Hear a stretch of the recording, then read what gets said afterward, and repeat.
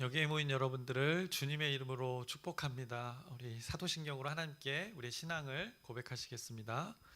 전능하사 천지를 만드신 하나님 아버지를 내가 믿사오며 그 외아들 우리 주 예수 그리스도를 믿사오니 이는 성령으로 잉태하사 동정녀 마리아에게 나시고 본디오 빌라도에게 고난을 받으사 십자가에 못 박혀 죽으시고 장사한 지 사흘 만에 죽은 자 가운데서 다시 살아나시며 하늘에 오르사 전능하신 하나님 우편에 앉아 계시다가 저리로서 산자와 죽은 자를 심판하러 오시리라. 성령을 믿사오며 거룩한 교회와 성도가 서로 교통하는 것과 죄를 사하여 주시는 것과 몸이 다시 사는 것과 영원히 사는 것을 믿사옵나이다. 아멘. 살아계신 하나님 아버지, 오늘도 우리에게 새날 새 생명 허락해 주심을 감사합니다. 오늘도 하나님의 말씀에 근거하여 살아가기에 소망하여서 하나님의 예배의 자리에, 하나님의 말씀의 자리에 우리가 함께 모였습니다. 모인 우리 공동체 가운데, 우리 지체들 가운데 하나님의 말씀으로, 하나님의 은혜로 인도하여 주시옵소서. 오늘도 하나님의 존재와 연관지어 모든 것을 생각하고 선택하며 결정하며 판단하는 오늘 하나님께서 허락하신 귀한 날 되게 하여 주시옵소서. 더욱이 하나님의 선포된 말씀을 붙듭니다. 전도의 사명을 감당하는 공동체로 살아가기 위해서 하나님의 말씀을 오늘 붙들며 살아가길 소망합니다. 우리에게 주어진, 우리가 여기에 존재하는 이유, 이 땅에 사는 이유, 그 하나님의 복음을 우리가 누리고 복음을 전하는 일, 하나님께서 말씀하신 것 감당하며 살기를 오늘 결단하는 오늘 하루, 또 한 주간, 또 하루 평생의 삶 되게 하여 주시옵소서. 이 말씀대로 살아가는 우리 공동체로 인도하여 주시옵소서. 예수님의 이름으로 기도드렸사옵나이다. 아멘. 함께 찬송가 23장 찬양하시겠습니다. 새 찬송가 23장입니다. 만입이 내게 있으면 함께 찬양하시겠습니다.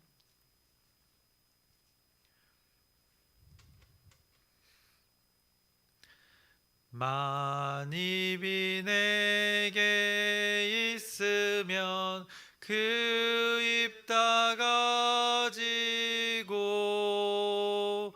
내 구주 주시는 종을 늘 찬송하겠네.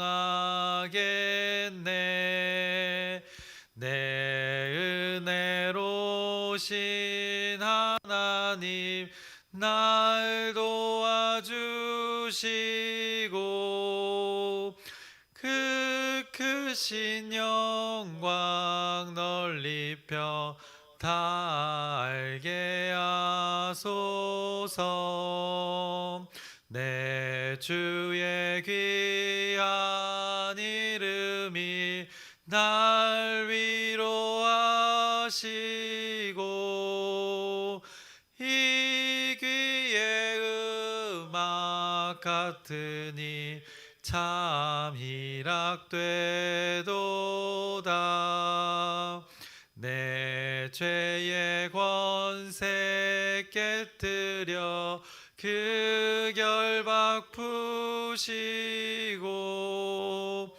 이 추한 마음을 비로소 곧 정케 하셨네. 아멘.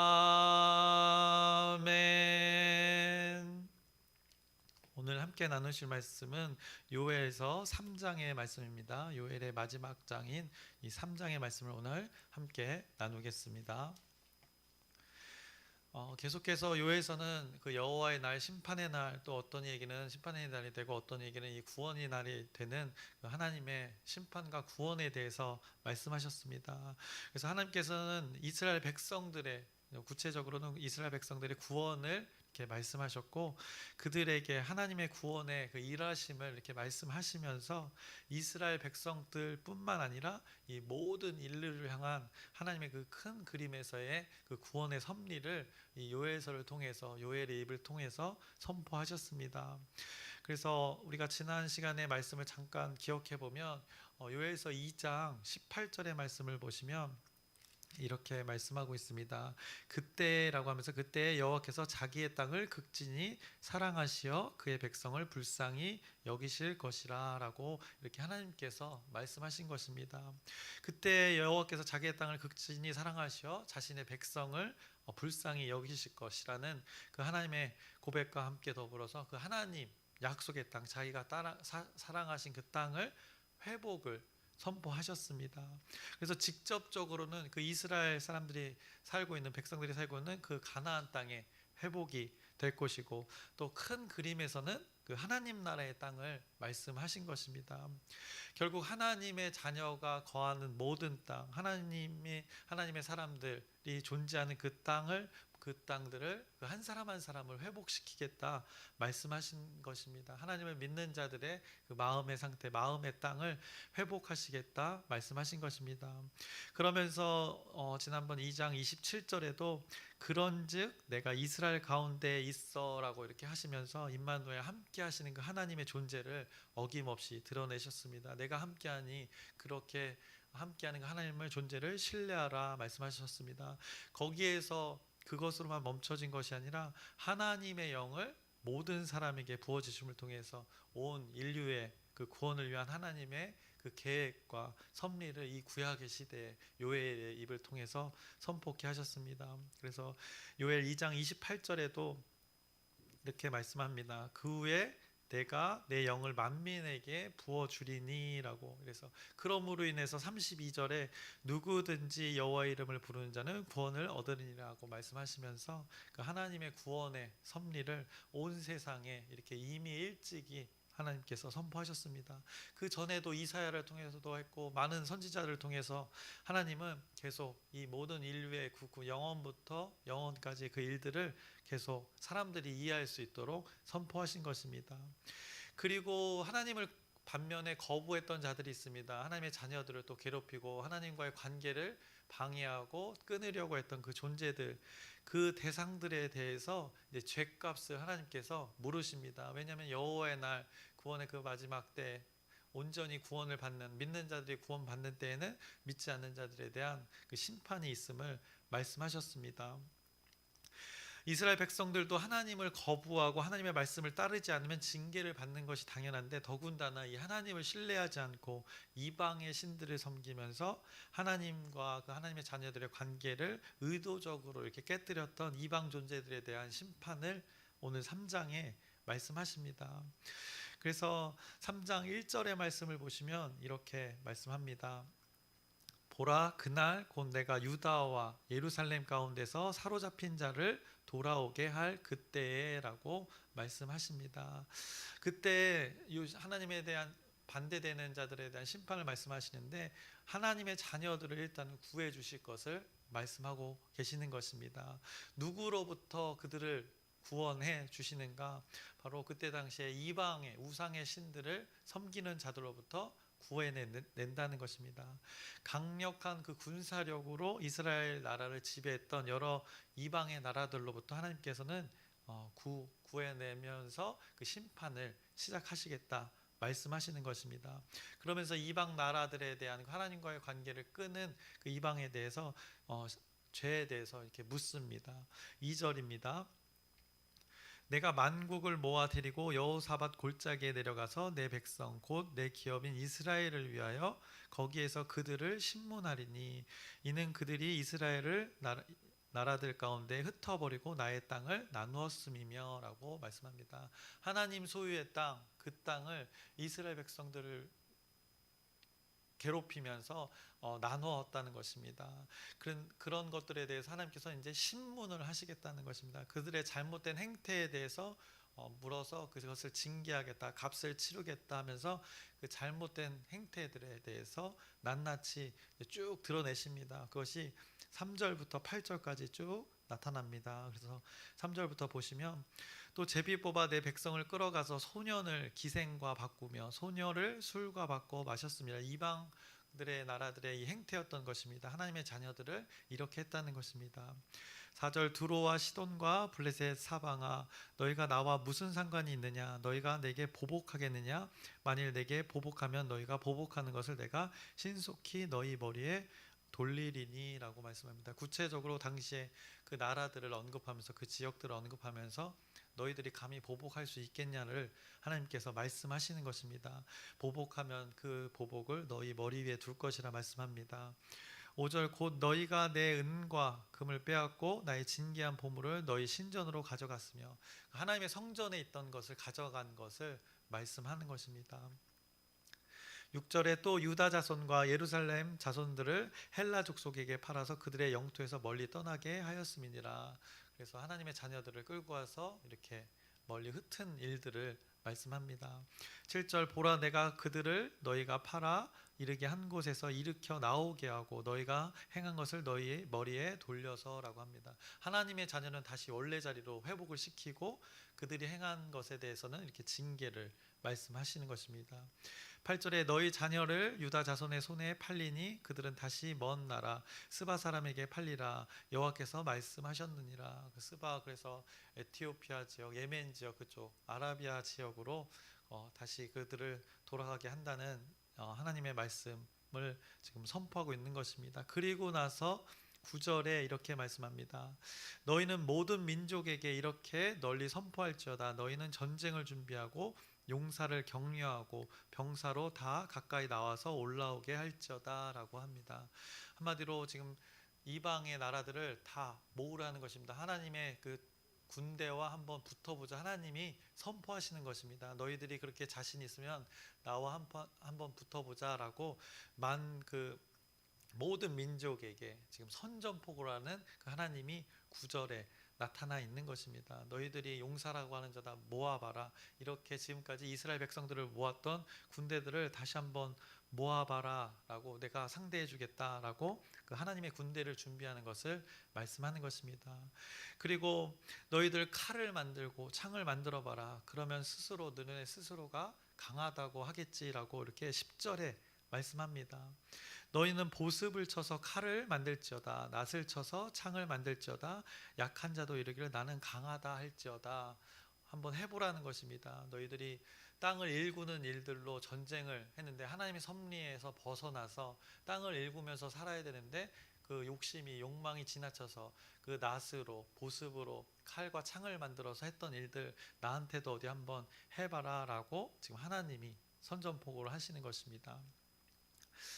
그래서 결국 이들을 하나님을 대적하는 무리들이 모이게 된다고 말씀합니다. 그래서 그들은 왜냐하면 욕망에 사로잡힌 자, 하나님을 거부한 자들이기 때문에 결국에는 그렇게 모여서 하나님을 대적하는 그 심판의 날 때, 여호와의 날 때, 마지막 때 그 악함을 말씀하고 있는 것입니다.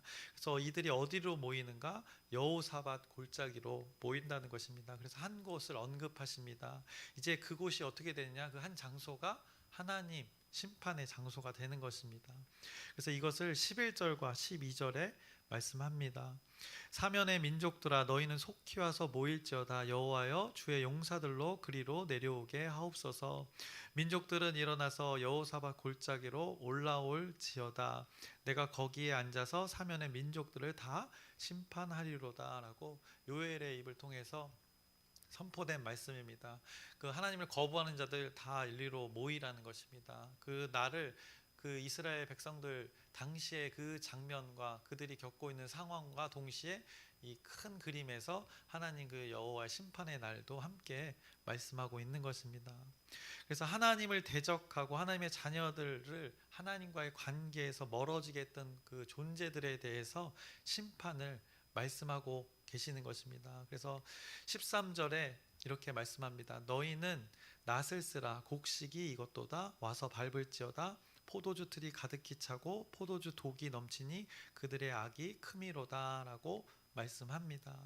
그래서 낫을 쓴다고 합니다. 곡식이 자라서 때가 되면 낫을 쓰게 됩니다. 그래서 결국 낫은 언제 씁니까? 이 추수 때 쓰는 것입니다. 그때가 언제입니까? 바로 이 하나님 추수의 때를 이렇게 상징적으로 요엘의 입을 통해서 그들의 악함이 얼마나 찼는지를 지금 말씀하고 계신 것입니다.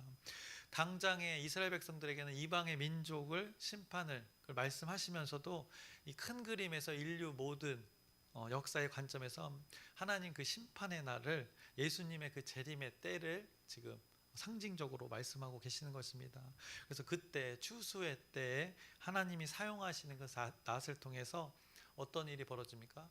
알곡의 단들은 이렇게 모아져서 알곡들은 보관이 되어지는 것이고 가라지들은 그 땅에 낫으로 베어져서 버림을 받게 되는 일들, 그 장면을 지금 우리는 지금 신약의 시대를 살고 있기 때문에 이것을 보입니다. 구약의 시대도 하나님의 말씀을 신뢰했던 자들은 그것을 보고 또 반대로 미래를 소망하면서 살았던 것입니다. 그래서 믿은 자와 그렇지 않은 자의 결말을 하나님께서 여기서 분명하게 말씀하시는 것입니다. 그래서 요엘이 선포한 이 말씀은 신약의 시대 그 요한도 하나님께서 보여주심을 통해서 이 세상의 끝날을 동일하게 요엘처럼, 그 구약의 시대 요엘처럼 신약의 시대 요한도 보게 됩니다. 그래서 요한 계시록에 이렇게 말씀하고 있습니다. 계시록 14장 14절부터 16절의 말씀을 보시면, 또 내가 보니 흰 구름이 있고 구름 위에 인자와 같은 이가 앉으셨는데 그 머리에는 금 면류관이 있고 그 손에는 예리한 낫을 가졌더라. 또 다른 천사가 성전으로부터 나와 구름 위에 앉은 이를 향하여 큰 음성으로 외쳐 이르되 당신의 낫을 휘둘러 거두소서. 땅의 곡식이 다 익어 거둘 때가 이르렀음이니이다 하니 구름 위에 앉으신 이가 낫을 땅에 휘두르매 땅의 곡식이 거두어지니라. 라고 요한이 봤던 그 환상, 하나님의 때, 그 재림의 때의 일들을 요엘도 동일하게 하나님께서 보여주심을 통해서 그 구원의 역사가, 심판의 날이 어떻게 동시에 이루어지는지를 말씀하신 것입니다. 그래서 하나님을 믿는 것, 옛날이나 구약의 시대나 지금이나 동일하게 적용되어지는 것입니다. 모든 인류에게 그 하나님의 구원의 역사, 또 심판의 역사는 동일하게 모든 사람들에게 주어지는 것입니다. 그래서 하나님의 심판, 구원은 분명하게 말씀하고 계십니다. 하나님을 거부하고 하나님의 말씀을 따르지 않는 자들의 결말이 이렇다고. 하나님께서는 그래서 시대마다 말씀하셨고 그것을 빠짐없이 모든 사람들이 언제나 알 수 있도록 기록하여서 이렇게 성경으로 말씀으로 기록하여서 남겨둔 것입니다. 언제나 하나님의 그 말씀을 마주할 수 있도록 이렇게 기록하여 둔 것입니다. 그래서 하나님의 그 심판의 날, 그날에 대해서 하나님은 하나님의 자녀들에게, 그리고 그렇지 않은 자들에게, 믿지 않는 자들에게 어떤 존재가 되어주는지를 분명하게 하나님의 존재를 스스로 드러내신 것입니다. 그리고 이제 요엘의 마지막 선포가 오늘 14절 이후에 말씀합니다.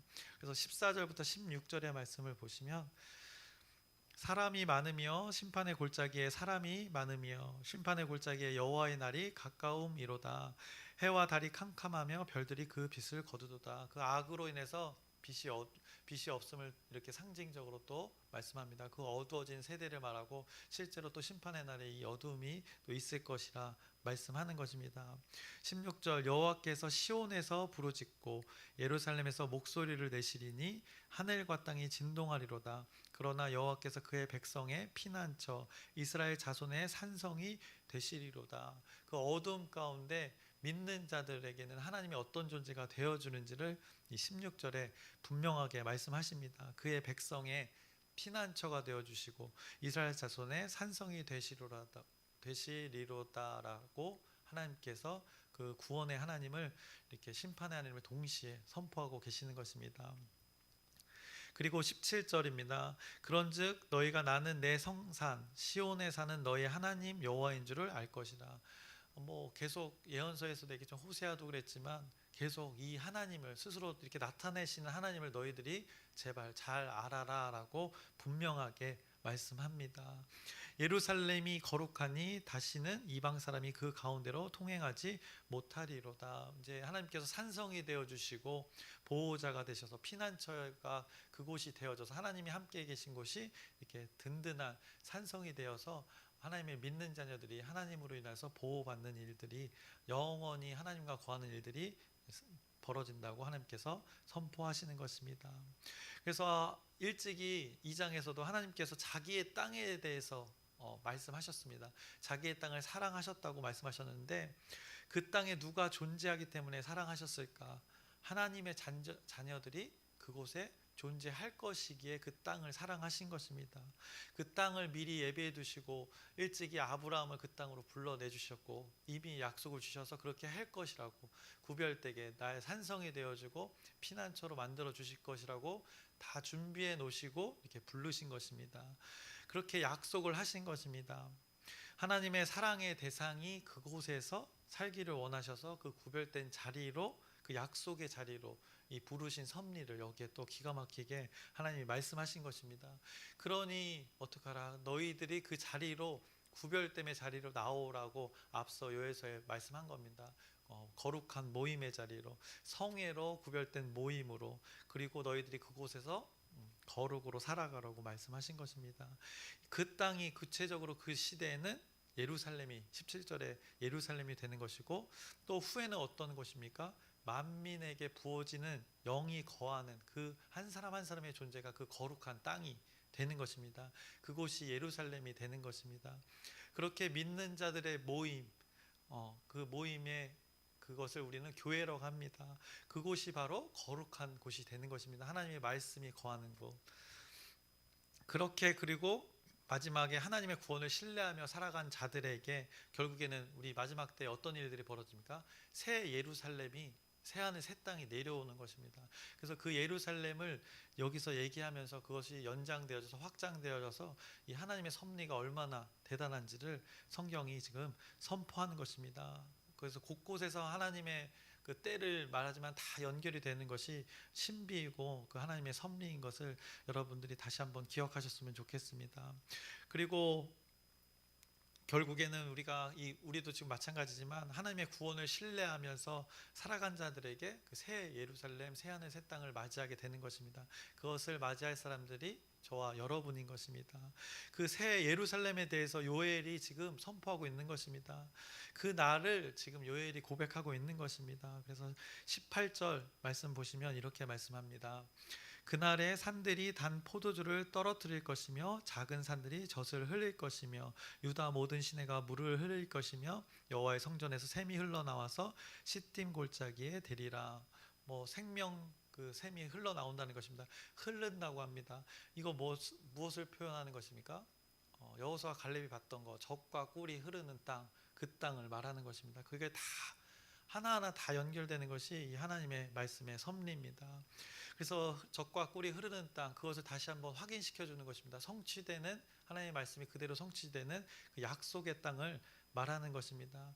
결국엔 이들에게는 그 땅이 가나안 땅이었고 예루살렘이었고, 그리고 결국은 하나님의 영이 부어지는 그 땅을 말하고, 만민에게 부어지는 그 영의 땅, 결국엔 저와 여러분까지도 확장되어지는 것을 성경이 말씀합니다.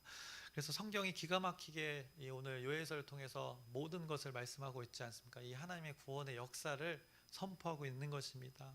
그것과 반대되는 자들의 결말, 심판, 구원과 이루어지는 것과 동시에 이루어지는 그 심판의 말씀도 19절부터 21절에 말씀합니다. 요것 읽고 말씀을 정리하면서 마치려고 합니다.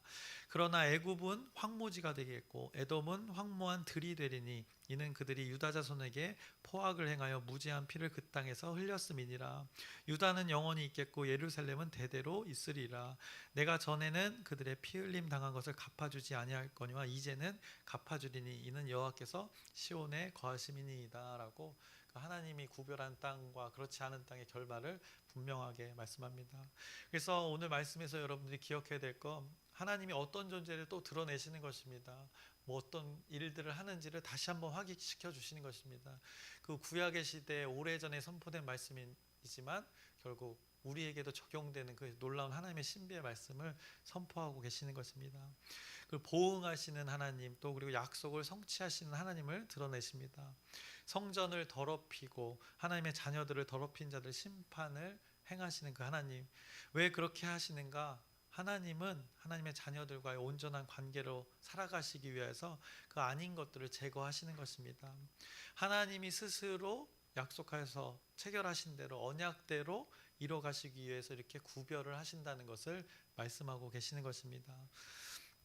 그래서 하나님의 존재를 신뢰하는 자들과 그렇지 않은 자들의 관계를 분명히 하시면서 단순히 이스라엘 백성들의 그 고대 시대뿐만 아니라 시간과 장소를 초월하셔서 모든 인류에게 적용되는 그 하나님의 구원의 사역을 이렇게 마주하게 하는 것입니다. 그래서 이사야서를 보지 않았지만 이사야서 2장 1절부터 여러분들이 3절까지도 한번 보시면 오늘의 일들이 또 나타나 있습니다. 그리고 요한에게도 알려주셨다 우리가 아까 봤던 계시록의 일들. 그래서 하나님의 구원의 역사가 시공간에 관계없이 동일하게 또 요엘의 때에 또 우리의 때도 적용되는 일들을 하나님께서 드러내는 것을 보게 됩니다. 결국 하나님은 무엇을 하시겠다? 저와 여러분에게 요 말씀 읽고 말씀을 마치겠습니다. 16절 후반부를 보시면 이렇게 말씀하십니다. 여호와께서 그의 백성의 피난처 이스라엘 자손의 산성이 되시리로다라고 말씀합니다. 그런즉 너희가 나는 내 성산 시온에 사는 너희 하나님 여호와인 줄을 알 것이라.